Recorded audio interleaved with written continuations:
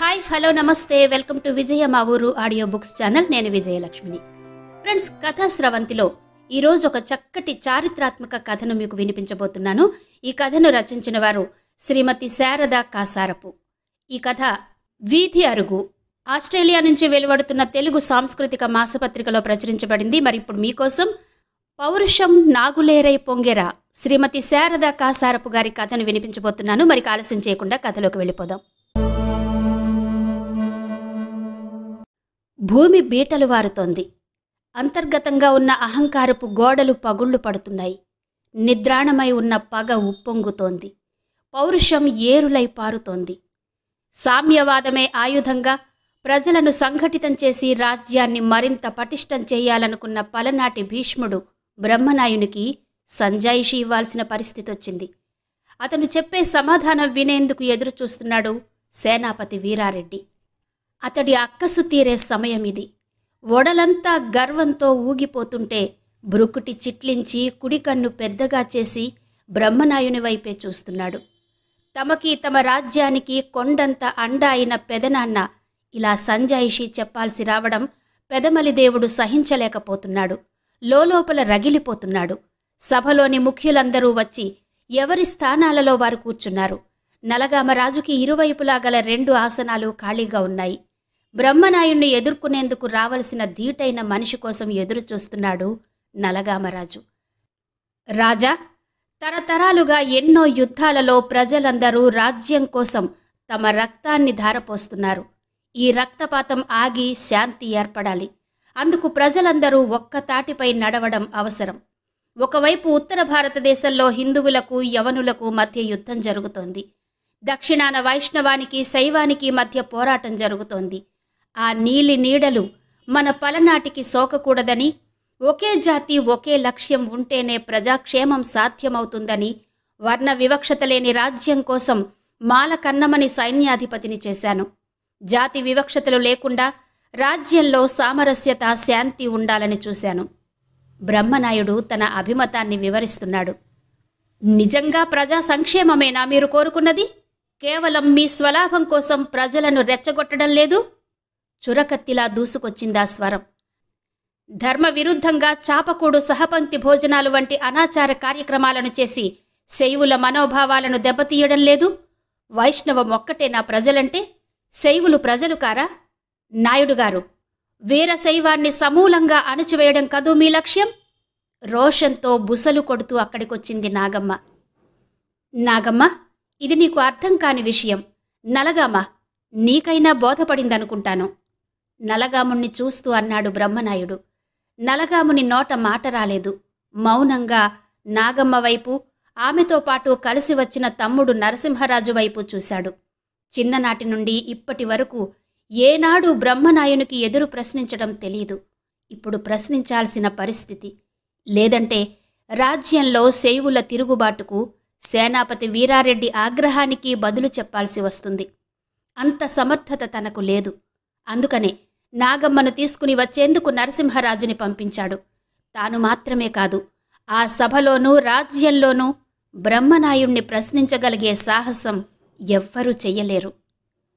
రాజా, ఇకనైనా ఈ బ్రహ్మనాయుని నియంతృత్వ పాలన నుండి పలనాడును రక్షించండి.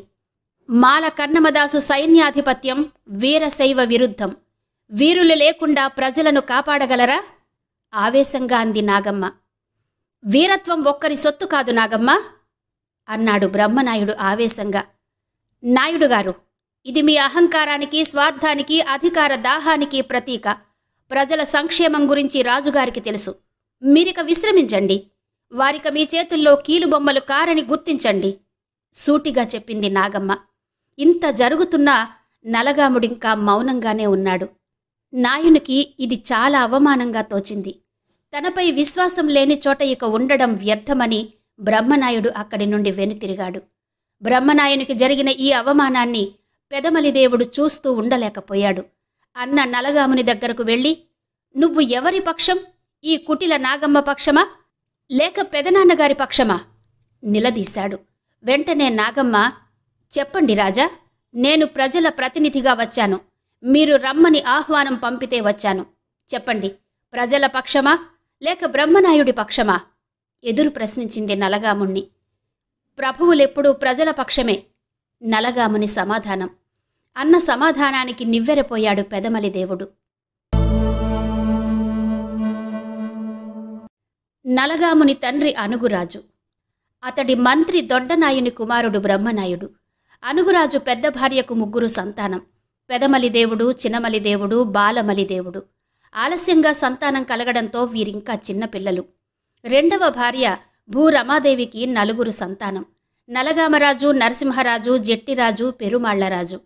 అనుగురాజు మరణించే ముందు చిన్న భార్య కుమారుడైన నలగాముణ్ణి రాజుగా ప్రకటించాడు. అతడు మరణించిన కొంతకాలానికే దొడ్డనాయుడు కూడా మరణించాడు. దొడ్డనాయుడు మరణించే కొంతకాలం ముందు బ్రహ్మనాయునికి మంత్రి పదవిని, చిన్నవారైనటువంటి అనుగురాజు కుమారులను వారి బాధ్యతను అప్పగించి కన్నుమూశాడు.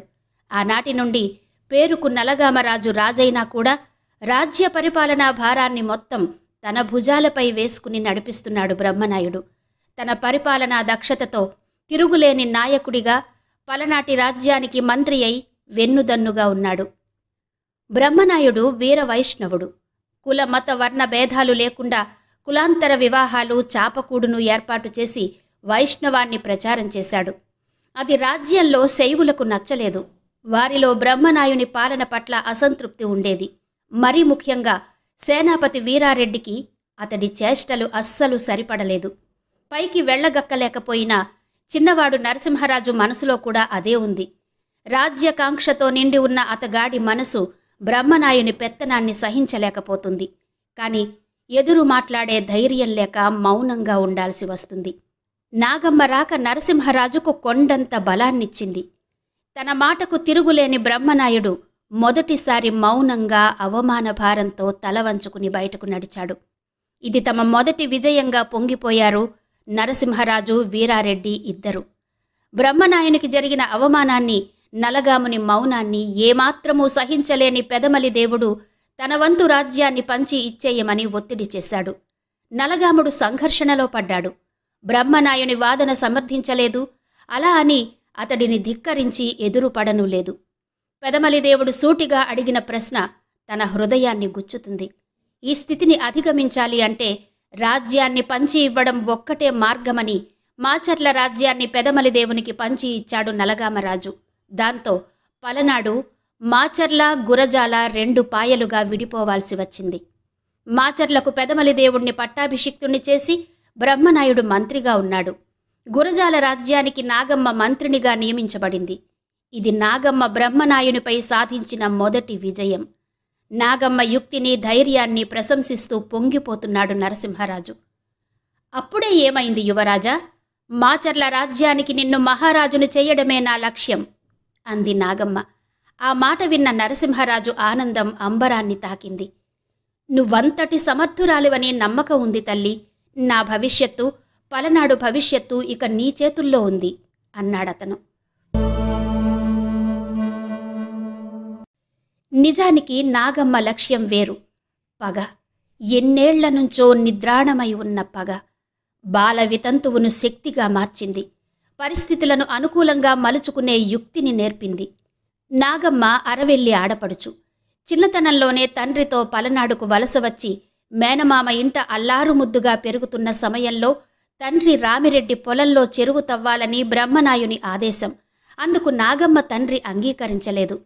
అప్పుడు జరిగిన వివాదంలో రాజాజ్ఞ ధిక్కార నేరంగా పరిగణించి నాగమ్మ తండ్రిని, మేనమామ జగ్గారెడ్డిని హతమార్చాడు బ్రహ్మనాయుడు. అంతేకాదు, వివాహమైన 3వ రోజే భర్త సింగారెడ్డి యుద్ధంలో బ్రహ్మనాయుడు చేతుల్లోనే వీరమరణం పొందాడు. అటు పుట్టినింటి నీడ, మెట్టినింటి తోడు, తన సౌభాగ్యం కోల్పోయిన నాగమ్మలో బ్రహ్మనాయుని పట్ల ప్రతీకార చిచ్చు రాజుకుంది. అంతటి నిస్సహాయ స్థితిలో కూడా గురువు గోపన్న వద్ద అస్త్రశస్త్ర విద్యలు, గుర్రపు స్వారీ నేర్చుకుంది. ఆమె మహాశివభక్తురాలు. శైవ మతానికి జరుగుతున్న అన్యాయం, వర్ణ సంకరం భరించలేకపోయింది. బ్రహ్మనాయుని అహంకారాన్ని రాజకీయ యుక్తితోనే అణచివేయాలనే ఉద్దేశంతో నలగాముని తండ్రి అనుగురాజు వేటలో గాయపడినప్పుడు రక్షించి సపర్యలు చేసి 7 ఘడియలు పాలన కొనసాగించే వరాన్ని పొందింది. అనుగురాజు మరణించిన తరువాత ఆ అవకాశాన్ని ఉపయోగించుకుని బ్రహ్మనాయుడు లేని వేళ కోటలో ప్రవేశించి అనుగురాజు ఇచ్చిన రాజపత్రాన్ని చూపి అవకాశాన్ని వినియోగించుకుంటూ పాలనలో సూచనలు చేసింది. నలగామరాజు నమ్మకాన్ని పొందింది. ఇక అప్పటి నుండి రాజ్యానికి అప్పుడప్పుడు రాకపోకలు సాగిస్తూ సలహాలను ఇస్తూ ఉంది. రాజ్యంలో తనకు తెలియకుండా జరిగే మార్పులను చూస్తూ నడమంత్రపు పాలన ప్రభావం నలగామునిపై ఉన్నదని బ్రహ్మనాయుడు ఏనాడో గమనించాడు. పలనాడు విభజన నాగమ్మకు ఇష్టం లేదు. అది బ్రహ్మనాయుని కుతంత్రమని నలగామునికి నచ్చచెప్పాలని చూసింది. కాని పెదమలిదేవుడు, బ్రహ్మనాయుల ఒత్తిడి, నలగామరాజుకు సవతి సోదరునిపై గల ప్రేమాభిమానాలు రాజ్యాన్ని పంచి ఇచ్చేలా చేశాయి. విభజించబడ్డ మాచర్లను తిరిగి పలనాడులో విలీనం చేసేందుకు కంకణం కట్టుకుంది నాగమ్మ. గురజాలకు మంత్రి బాధ్యతలు చేపట్టి బ్రహ్మనాయునికి ధీటుగా సంస్కరణలు ఎన్నో చేసింది. చెరువులు, వాగులు తవ్వించి పచ్చని మాగాణిగా తీర్చిదిద్దింది. పరిపాలనా దక్షత కలిగిన మంత్రినిగా, వీరవనితగా పేరు తెచ్చుకుంది. ఇరు రాజ్యాల మధ్య రాకపోకలు జరిగే సందర్భం రానే వచ్చింది. నలగాముని ఒక్కగానొక్క కూతురు అందాల భరిణ రత్నాల పేరమ్మ. పెదమలిదేవుని భార్య సిరాదేవి యొక్క మేనల్లుడైన అలరాజుపై మనసు పడింది రత్నాల పేరమ్మ. అలరాజు చూడచక్కనివాడు, వీరుడు. చోళరాజైన కొమ్మరాజు, చల్లమాదేవిల ఏకైక సంతానం. కళ్యాణాన్ని ఏలిన వీరసోమునికి మనవడు. తన తమ్ముడితో సంబంధం కలవబోతుందన్న ఆనందం నలగామరాజుదైతే ఈ విధంగానైనా ఇరు రాజ్యాలను ఏకం చెయ్యాలన్న ఆలోచన బ్రహ్మనాయుడిది. ఇదే అదనుగా బ్రహ్మనాయుణ్ణి పూర్తిగా పక్కకు నెట్టి మాచర్లను నరసింహరాజుకు అప్పగించాలన్న పన్నాగం నాగమ్మది. అందుకు సందర్భం రానే వచ్చింది. వివాహ వేడుకలలో కోడిపందాలు ఏర్పాటు చేయబడ్డాయి. గుమిగూడిన జనం బ్రహ్మనాయుణ్ణి కోడిపందాలకై ఉసిగొల్పారు. పందం లేకుండా సాగే పోరు నీరసంగా ఉంటుంది కాబట్టి ఓడిన వాళ్లు 7 ఏళ్లు వనవాసం చెయ్యాలని షరతు బ్రహ్మనాయుని ముందుంచింది నాగమ్మ. అందుకు అంగీకరించాడు బ్రహ్మనాయుడు. కోడిపందాలకు ఏర్పాట్లు పూర్తయ్యాయి. బ్రహ్మనాయుని కోడి చిట్టిమల్లు, నాగమ్మ కోడి శివంగితో పందెంగాళ్లు సిద్ధమయ్యారు. పోరుకు సిద్ధమన్నట్టు ఉరికి ఉరికి చూస్తున్నాయి కోళ్లు. పందెం మొదలయింది. మొదటి 2 దశల్లో చిట్టిమల్లు విజయం సాధించింది. 3వ దశలో చిట్టిమల్లు పరాజయం పాలైంది. ఇదంతా కుట్ర, చిట్టిమల్లుపైన విషప్రయోగం జరిగింది అన్నాడు బ్రహ్మనాయుడు. అవునవును, ఓడిపోయిన వారు ఇలానే అంటారు అంది నాగమ్మ. గెలుపోటముల తీర్పును చెప్పమని ఇరువర్గాల వారికి బంధువైన అలరాజుని పిలిపించారు. అలరాజు అక్కడికి వచ్చి ఇరువర్గాల వారితో, పందెం ముగిసిన వెంటనే శివంగిని వేదిక నుండి తీసుకుని వెళ్లడం పొరపాటు. అయితే పందెం ప్రారంభానికి ముందే ప్రత్యర్థి కోడిని పరీక్షించి ఎటువంటి అనుమానాలు లేకుండా చూసుకోవడంలో మాచర్లవారు నిర్లక్ష్యం చేశారు. కనుక వారి వాదనకు అర్థం లేదు. కాబట్టి గురజాల కోడి విజయం సాధించినట్టుగా ప్రకటిస్తున్నాను అని తీర్పు చెప్పాడు. గురజాల ప్రజల్లో ఆనందం ఉరకలేసింది. అందరూ హర్షధ్వానాలు చేశారు. నాగమ్మ ముఖంపై గర్వం చిరుహాసమై మెరిసింది. శివంగిని తన చేత పట్టుకుని, పందెం ప్రకారం మాచర్లను మాకప్పగించి వనవాసానికి బయలుదేరడానికి గడువు ఇమ్మందురా బ్రహ్మన్నగారు అంది వ్యంగ్యంగా. ఓటమి మోసపూరితమైనదైనా అలరాజు తీర్పులో ధర్మ సూక్ష్మాన్ని గ్రహించి బ్రహ్మనాయుడు అతడి వర్గంతో అక్కడి నుంచి బయలుదేరాడు. 3 ఏళ్ల వనవాసకాలం గడిచింది. బ్రహ్మనాయుడు మలిదేవాదులతో కలిసి మందాడ ప్రాంతంలో నివాసం ఉంటూ గోవులను పెంచుతూ సుఖ సంతోషాలతో కాలం గడుపుతున్నాడు. ఈ విషయం వేగుల ద్వారా నాగమ్మ తెలుసుకుంది. నీపై కుతంత్రం పన్ని నిన్ను కీలుబొమ్మలా ఆడుకుని మీ అన్నదమ్ముల మధ్య చిచ్చురేపి రాజ్యాన్ని ముక్కలయ్యేలా చేసి నీ తమ్ముడు అతడి కుటుంబాన్ని సైతం వనవాసం పాలు చేసినవాడు.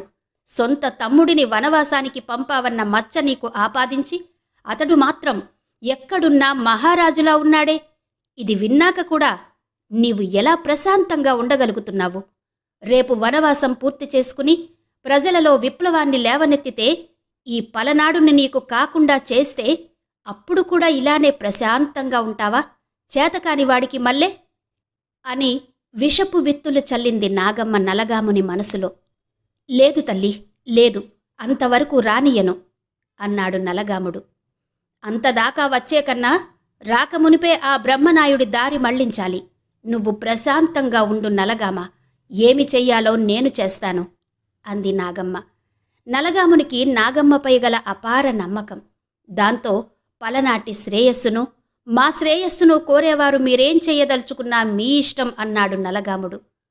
మంచిది రాజా, ఇప్పుడే అర్ధవీడులో ఉన్న చెంచు నాయకుడు వీధుల పల్నీడుకు కబురు పంపుతాను అంది నాగమ్మ. గతంలో వీధుల పల్నీడు తండ్రిని బ్రహ్మనాయుడు ఓ యుద్ధంలో ఓడించాడు. అది గుర్తు పెట్టుకున్న పల్నీడు నాగమ్మ నుండి పిలుపు వచ్చిన వెంటనే తన అనుచరులతో కలిసి నాగమ్మ ముందు వాలాడు.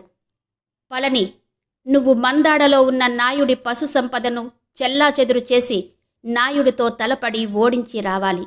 అలా వస్తే మాచర్ల నీ పరం చేస్తాను అని ఆశ చూపింది నాగమ్మ. పల్నీడు పల్లన్న మల్లన్న అనే ఇద్దరు అనుచరులతో హరిదాసుల వేషంలో మందాడలో ప్రవేశించి పశు సంపద ఎంత ఉన్నది తెలుసుకుని ఆవుల మందపై దాడి చేసేందుకు వ్యూహం పన్నాడు. బ్రహ్మనాయుడు తన వద్ద ఉన్న వీరులలో ఒక్కడైన లంకన్నను ఆవుల మందకు కాపలాగా ఉంచాడు. పల్నీడు తన సైన్యాన్ని, నలగాముని సైన్యంలో కొంతమంది సైనికులను వెంటబెట్టుకుని వెళ్లి ఆవుల మందపై దాడి చేశాడు. ఆవులన్నీ చెల్లాచెదురై ఊళ్ళోకి పరుగులు తీస్తున్నాయి. లంకన్న వీర పల్నీడును అడ్డగించాడు. ఇద్దరి మధ్య పోరాటం జరిగింది. లంకన్న పల్నీడు తల నరకబోయేంతలో చాటు నుండి వరుస బాణాలు ఒకదాని వెంట ఒకటి వచ్చి లంకన్న శరీరంలోకి గుచ్చుకున్నాయి. లంకన్న ప్రాణాలు అక్కడికక్కడే గాల్లో కలిసిపోయాయి. విషయం తెలుసుకున్న బ్రహ్మనాయుడు కన్నమదాసుని పోరాడేందుకు పంపగా కన్నమదాసు పల్నీడు సైన్యంతో పోరాడి ఓడించి వెనుతిరిగేలా చేసి ఆవుల మందను మందాడ ప్రజలను రక్షించాడు. ఆనాటి రాత్రి నాయుడి హృదయం ఆవేదనతో నిండిపోయింది. కలలో చెన్నకేశవుడు కనిపించి తన గోపురం నీడపడే తూర్పు దిశగా వెళ్లి నివాసం ఏర్పరచుకోమని ఆజ్ఞాపించాడు. బ్రహ్మనాయుడు అలానే తూర్పు దిశలో ఉన్న మేడిపి ప్రాంతానికి చేరుకుని అక్కడ దట్టంగా ఉన్న మేడి చెట్లను నరికి నివాసం ఏర్పరచుకుని అక్కడే చెన్నకేశవుని ప్రతిష్ఠించి గుడిని కట్టించాడు. పరివారంతో అనుచరులతో కలిసి నివాసముండనారంభించాడు. ఋతువులు మారుతున్నాయి. వనవాసకాలం 7 సంవత్సరాలు ముగిసి అదనంగా 6 నెలల కాలం గడిచింది. ఈ విషయం గుర్తు చేసేందుకు రాయబారిగా ఎవరిని పంపాలి అని ఆలోచిస్తున్నప్పుడు బ్రహ్మనాయునికి అలరాజు గుర్తొచ్చాడు. ఆనాడు కోడిపందాలలో నాగమ్మ చేసిన మోసం తెలిసి కూడా ధర్మం పక్షాన నిలబడి నిష్పక్షపాతంగా తీర్పునిచ్చినవాడు. అతడి ధర్మనిరతే కాదు, వీరత్వం కూడా తెలుసు నాయునికి. 100 మంది వీరులను ఓడించి వధించిన గొప్ప వీరుడు. సింహభేతాళం అతడి ఖడ్గం. ఒక్కసారి పైకి లేపితే వేటు పడకుండా దించని నియమం. అతడి అశ్వానికి సవరాల జిమ్మడు, శివకం అని 2 పేర్లున్నాయి. వాయువేగంతో కదిలి రెప్పపాటులో శత్రువు శిరస్సు ఛేదించగలిగే శౌర్యం, సమర్థత కలవాడు. అల్లు మల్లన్న అని ముద్దుగా పిలుచుకునే మేనల్లుడు రాయబారానికి తగినవాడని నిర్ణయించుకున్నాడు. రాయబారానికి పంపే రోజు రానే వచ్చింది. అలరాజు మెడలో మహిమాన్వితమైన తులసిమాలను రక్షగా వేశాడు బ్రహ్మనాయుడు. కన్నమదాసుని అంగరక్షకుడుగా ఇచ్చి రాయబారం పంపాడు. మార్గం మధ్యలో కుందేరు వాగు వద్ద బ్రహ్మనాయుని కొడుకు బాలచంద్రుడు ఎదురు వచ్చాడు అలరాజుకి. బావా, ఎవరు ముందు ఈ ఏరు దాటుతారో పందెం కాద్దామా అన్నాడు సరసమాడుతూ అలరాజుతో. దానికే ఉంది, అయితే పందెమేంటో నువ్వే చెప్పు బాలచంద్ర అన్నాడు అలరాజు సవాలు స్వీకరిస్తూ. ఓడినవారు నిలువుదోపిడీ ఇవ్వాలి మరి అన్నాడు బాలరాజు విలాసంగా. ఇంకెందుకు ఆలస్యం, బరిలో దిగుదాం పదా అని అలరాజు అనగానే ఒక్క ఉదుటున ఇద్దరూ ఏరులో దూకారు. చిన్నవాడి ముచ్చట తీర్చడం కోసం అలరాజు కావాలనే ఓడిపోయాడు. పందెం ప్రకారం నిలువు దోపిడీ ఇస్తూ మెడలో ఉన్న తులసిమాలను ఆదమరుపుగా అక్కడే మరిచిపోయాడు.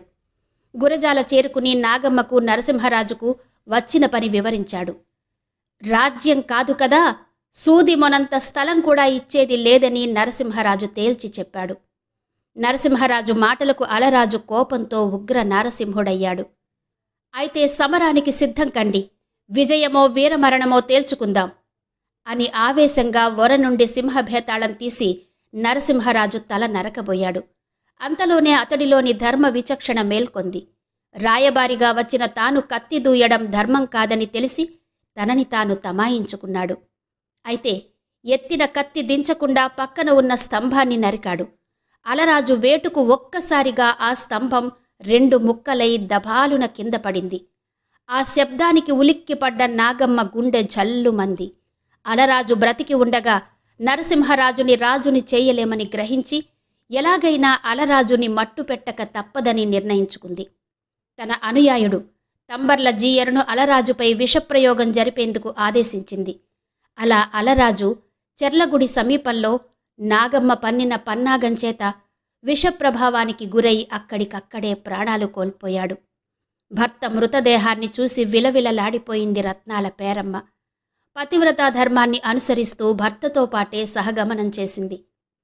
ముక్కుపచ్చలారని జంట జీవితాలు కళ్ల ముందే అస్తమించడం అందరి మనసులను చీకటి సంద్రం చేసింది. అలరాజు మరణంతో బ్రహ్మనాయుడు సహనాన్ని కోల్పోయాడు. రాయబారిగా వెళ్లినవాడు వీరుడు. నాగమ్మ కుతంత్రానికి బలి కావడం సహించలేకపోయాడు. సమరశంఖాన్ని పూరించాడు. అదను కోసం చూస్తున్న నాగమ్మ కూడా యుద్ధానికి సిద్ధమైంది. మేడపి నుంచి వచ్చే బ్రహ్మనాయునికి, మాచర్ల నుండి వచ్చే నాగమ్మ సైన్యానికి మధ్యలో ఉన్న కారంపూడి క్షేత్రం కదనరంగంగా మారింది. అత్యంత మహిమాన్వితమైన గంగానది నాగులేటి తీరం యుద్ధభూమి కావడం, తాను నిర్మించిన చెన్నకేశవస్వామి ఆలయం, అంకాలమ్మ అమ్మవారి గుడి తనకు కలిసి వచ్చేవి అనుకున్నాడు బ్రహ్మనాయుడు.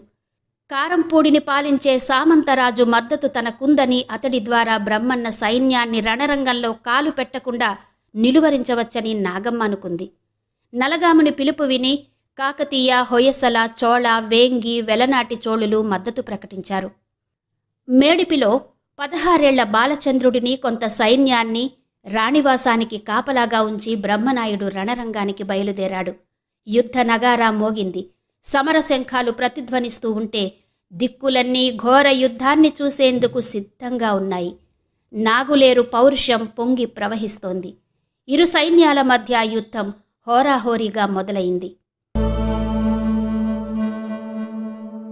మేడిపిలో రాణివాసంతో కలిసి ఉన్న బాలచంద్రుడు తన స్నేహితులతో ఆటపాటల్లో మునిగి ఉన్నాడు.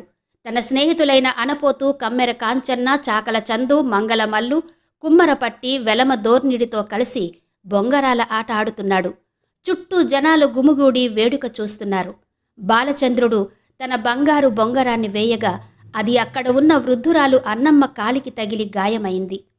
ఆమె బాధతో రొప్పుతూ, నీ తండ్రి అనుచరులు అందరూ కలిసి యుద్ధం చేస్తూ ప్రజలను కాపాడుతుంటే నువ్వు ప్రజలను చంపడానికి ఇక్కడ ఉన్నావా? సిగ్గులేదు? ఇలా పెంచారేం నీ తల్లిదండ్రులు నిన్ను? ఛీ అంటూ కాలిని పట్టుకుని ఏడవసాగింది. సిగ్గుపడ్డ బాలచంద్రుడు తన తల్లి దగ్గరకు వెళ్ళి, అమ్మా, నేను యుద్ధానికి వెళతాను, అనుమతించండి అన్నాడు. అందుకు ఐతాంబ ఒప్పుకోలేదు. పిల్లవాడివి, నీకెందుకు ఈ పెద్దవాళ్ల వ్యవహారాలు అని వారించింది. అయినా బాలచంద్రుడు ఒప్పుకోలేదు.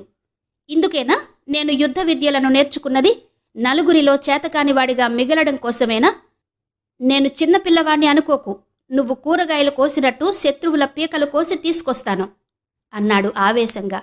ఇక బాలుణ్ణి ఆపలేక భార్యను చూస్తేనైనా తన నిర్ణయాన్ని మార్చుకుంటాడని భార్య అనుమతిని తీసుకుని వెళ్లమని మాంచాల దగ్గరకు పంపింది ఐతాంబ.